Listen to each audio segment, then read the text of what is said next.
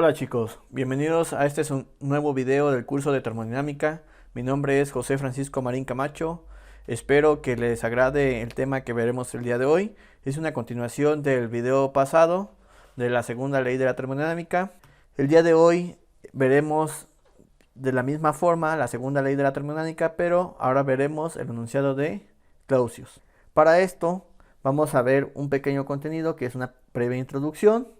Vamos a ver lo que es el refrigerador y bomba de calor. Y por último vamos a ver el enunciado de la segunda ley de Clausius. Entonces, primero vamos a ver un poco de la introducción. Para eso vamos a tener que recordar un poco lo que vimos en el video pasado, donde decíamos que la segunda ley nos dice que la energía tiene calidad y los procesos ocurren en una dirección, ¿cierto? También habíamos hablado de que una máquina térmica es un dispositivo que convierte energía térmica en otras formas de energía, muy comúnmente en trabajo. Y que una máquina térmica tenía una fuente a la cual está una temperatura alta, la cual le proporciona calor a la máquina térmica y que este calor lo aprovecha la máquina térmica y lo convierte en trabajo. Y habíamos dicho que también las máquinas térmicas no pueden tener eficiencias mayores a el 100% o que no vamos a tener ninguna máquina 100% eficiente, porque no todo el calor que entra lo pueden convertir en trabajo y siempre va a existir un calor de salida que se va a un sumidero a temperatura baja.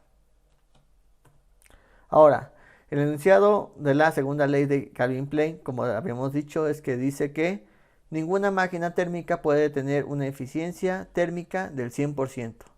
Y para eso habíamos dicho que la eficiencia térmica va a ser igual a la salida del trabajo neto entre la entrada del calor total. O el trabajo neto de salida entre el calor que entra. O es equivalente a 1 menos el calor que sale entre el calor que entra.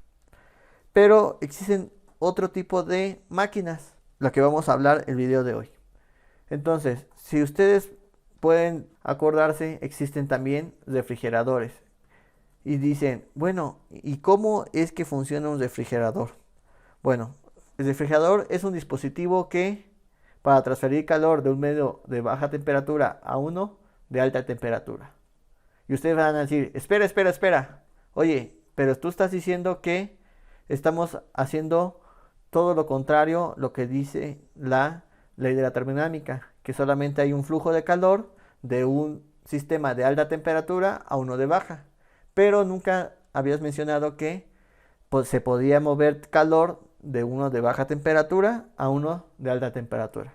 Bueno, este tipo de máquinas, que es el refrigerador, ¿cómo es que funcionan o por qué pueden transferir calor de un medio de baja temperatura a uno de alta temperatura? Bueno, la respuesta es sencilla, porque a estas máquinas los que les vamos a estar metiendo va a ser trabajo.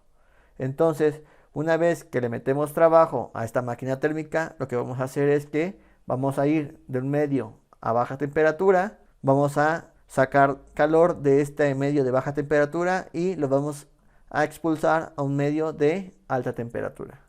Pero esto solamente se obtiene metiéndole trabajo. ¿Cómo funciona un refrigerador? ¿O qué partes tiene?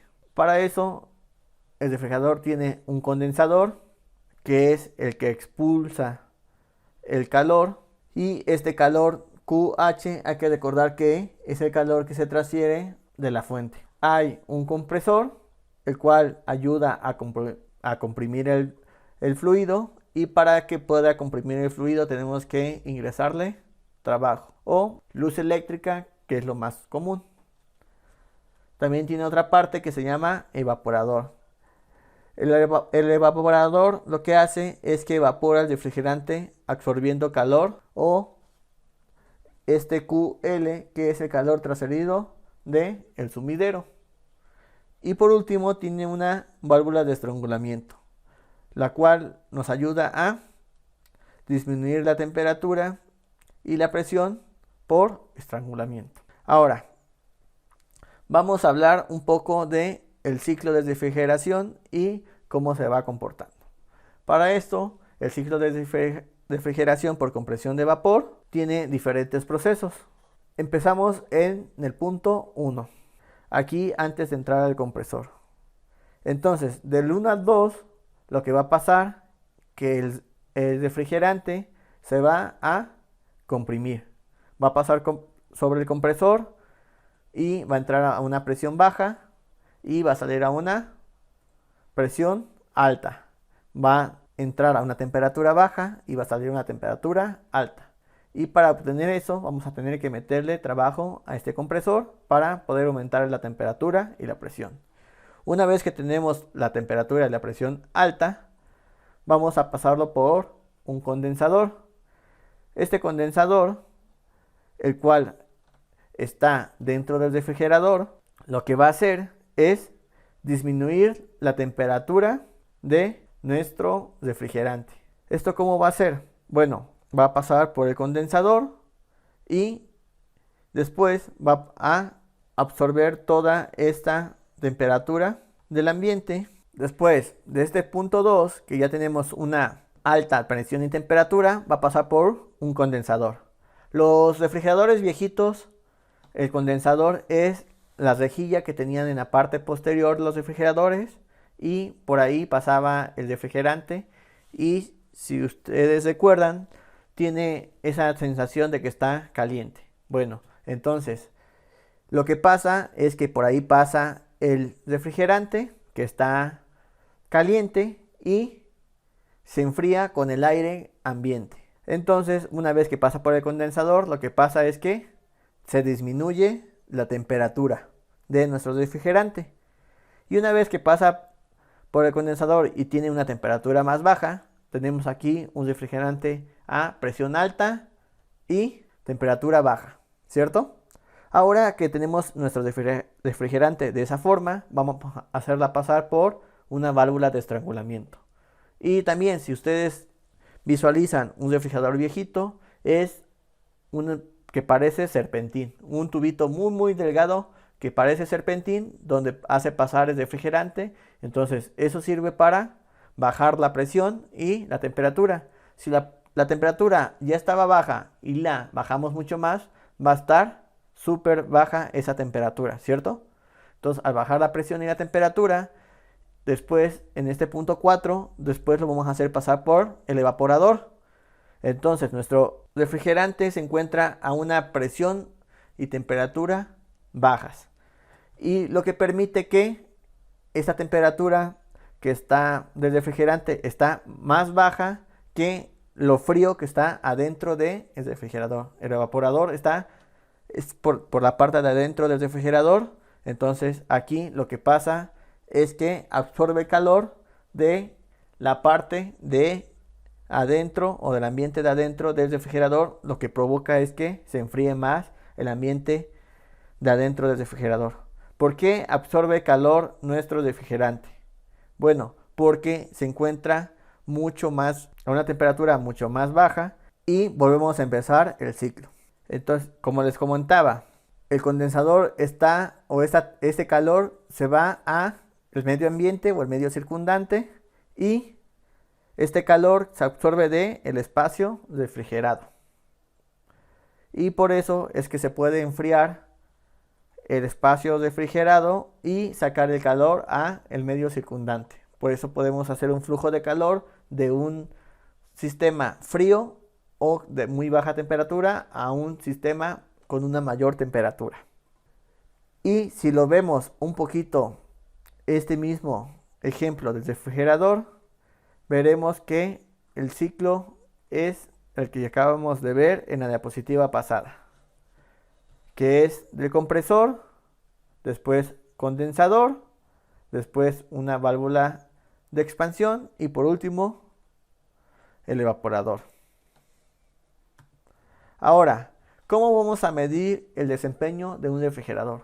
Para eso existe el coeficiente de desempeño, el cual la fórmula para calcularlo es el calor transferido al sumidero entre el trabajo neto de entrada. Otra forma de verlo es el calor transferido al sumidero entre el calor transferido de la fuente menos el calor transferido al sumidero. O, visto de otra forma, 1 sobre el calor transferido de la fuente entre calor transferido del sumidero menos 1. Y la bomba de calor, para sacar su mismo coeficiente de desempeño, va a ser igual a el calor transferido de la fuente entre el trabajo neto de entrada. Si se dan cuenta, este coeficiente de desempeño tiene una R de refrigerador y este tiene una HP de bomba de calor. Y si podemos ver, el coeficiente de una bomba de calor va a ser igual a el coeficiente de desempeño del refrigerador más 1. Y por último, ¿qué es una bomba de calor? Bueno, una bomba de calor es como si tuviéramos un refrigerador, lo cual nos permite calentar una habitación con el frío que hace exterior. Por ejemplo, aquí en México no es muy común tener temperaturas por debajo de los 0 grados centígrados. Y hay unas partes en el norte del país que sí se da ese tipo de fenómenos. Bueno, entonces, esto es como si quisiéramos calentar una habitación con el frío que tenemos en la parte exterior. Es lo mismo que el funcionamiento que tiene el refrigerador, pero nuestro evaporador y condensador se encuentran en diferentes partes de lo que queremos hacer. Por ejemplo, si ustedes recuerdan, el evaporador lo que hace es ingresar calor, ¿cierto? Y el condensador lo que hace es expulsar calor. Entonces el condensador lo ponemos dentro de la habitación y vamos a hacer que se caliente nuestra habitación, y el evaporador lo vamos a poner fuera de nuestra habitación donde la temperatura está muy baja. Entonces de esa temperatura muy baja vamos a recobrar calor y por medio del compresor y una válvula de expansión vamos a calentar nuestra habitación. Ese proceso inverso del refrigerador. Ahora, por último, vamos a ver el enunciado de la segunda ley de la termodinámica, en el cual dice: no es posible proceso alguno cuyo único resultado sea la transferencia de calor desde un cuerpo frío a otro más caliente. ¿Esto qué quiere decir? Que no es posible un proceso cuyo resultado sea la transferencia de calor desde un cuerpo frío a otro más caliente. O sea, si queremos pasar de un cuerpo frío a uno más caliente, es imposible. Entonces, esta parte del refrigerador no es que esté violando la segunda ley de la termodinámica, sino simplemente lo que estamos haciendo para pasar calor de un sistema frío a un sistema más caliente es meterle trabajo.